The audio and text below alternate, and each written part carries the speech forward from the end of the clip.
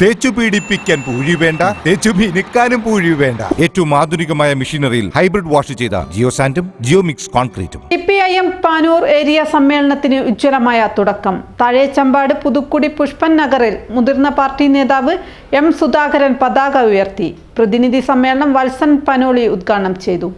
സുരേഷ് ബാബു ചണ്ടയാട് അവതരിപ്പിച്ച ചമ്പാടിന്റെ ചരിത്രം വിളിച്ചോതുന്ന സ്വാഗതഗാനം സമ്മേളന നഗരിയിൽ ആവേശമായി.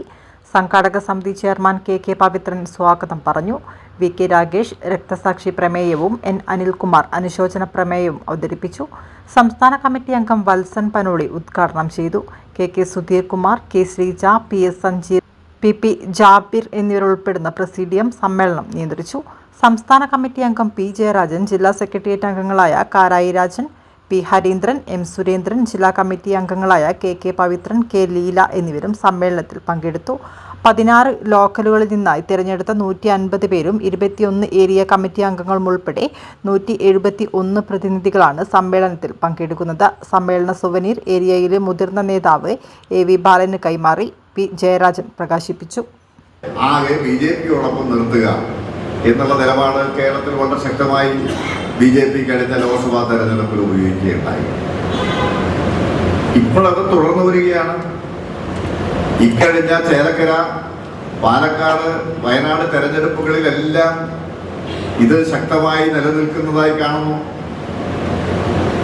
പാലക്കാട് തെരഞ്ഞെടുപ്പ് വിധി UDF സ്ഥാനാർത്ഥിക്ക് അനുകൂലമാകുമെന്ന ഘട്ടം വന്നപ്പോൾ ആദ്യം തെരുവിലിറങ്ങി പ്രകടനം നടത്തിയത് SDPI ആണ്.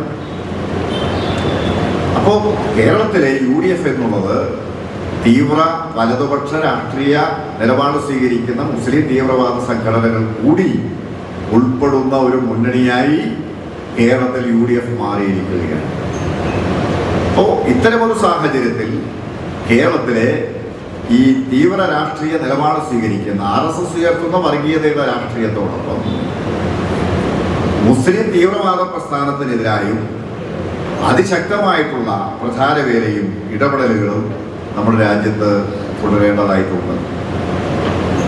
തൃശ്ശൂരിലെ വിജയം, തൃശ്ശൂരിൽ BJPയുടെ വിജയം, അത് ഇടതുപക്ഷത്തിന്റെ തലയിൽ കെട്ടിവെക്കാനാണ് ഈ അവസരത്തിൽ മാധ്യമങ്ങളെല്ലാം ശ്രമിച്ചുകൊണ്ടിരിക്കുന്നത്.